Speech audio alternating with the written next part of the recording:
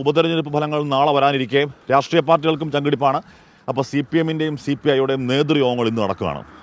അവരാലോചിക്കും ജയിക്കുകയാണെങ്കിൽ എന്ത് പറയാം, തോക്കുകയാണെങ്കിൽ എന്ത് പറയാം എന്നൊക്കെയുള്ള രീതിയിലുള്ളവരുടെ സ്ട്രാറ്റജിക് അനാലിസിസ് നടക്കുന്ന പ്രധാനപ്പെട്ട ദിവസമാണ്. അതിനോടൊപ്പം തന്നെ അതിനിടയ്ക്കാണ് ഈ മന്ത്രി സജി ചെറിയാൻ്റെ ആ ഭരണഘടനാ വിരുദ്ധ മല്ലപ്പള്ളിയിലെ നാവിൽ വികട സരസ്വതി കയറിയ ആ സമയത്ത് സജി ചെറിയാൻ പറഞ്ഞ ഭരണഘടനാ വിരുദ്ധ പ്രസംഗം ഇന്നലെ ഹൈക്കോടതിയുടെ അല്ലെങ്കിൽ തുടരന്വേഷണ ഉത്തരവോടുകൂടി ഒന്നുകൂടി കുരുക്കായി ഇങ്ങനെ നിൽക്കുന്ന അവസ്ഥയുണ്ട്.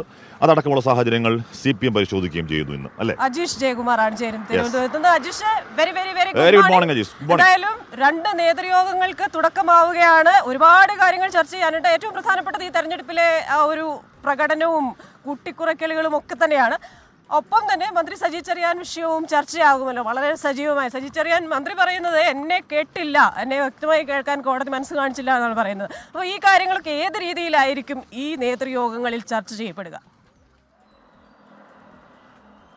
Good morning Hashmi, Christina. എന്തായാലും ഏറ്റവും പ്രധാനപ്പെട്ട ഒരു കാര്യം എന്ന് പറയുന്നത് തെരഞ്ഞെടുപ്പ് ഫലം തന്നെയാണ്. ജനങ്ങൾ എന്തായാലും വിധി എഴുതി കഴിഞ്ഞു. ഇനി നാളെ മണിക്കൂറുകൾ കഴിഞ്ഞ് ആ വിധി നമുക്ക് അറിയാൻ സാധിക്കും. എന്തായാലും ഈ പ്രാദേശിക തലത്തിൽ നിന്ന് CPM-ഉം CPI-യും ശേഖരിച്ച വിവരങ്ങൾ അത് വിലയിരുത്തുന്നതിനാണ് ഇന്ന് രണ്ട് പാർട്ടിയും നേതൃയോഗങ്ങൾ ചേരുന്നത്. CPM സംസ്ഥാന സെക്രട്ടേറിയറ്റ് യോഗമുണ്ട്.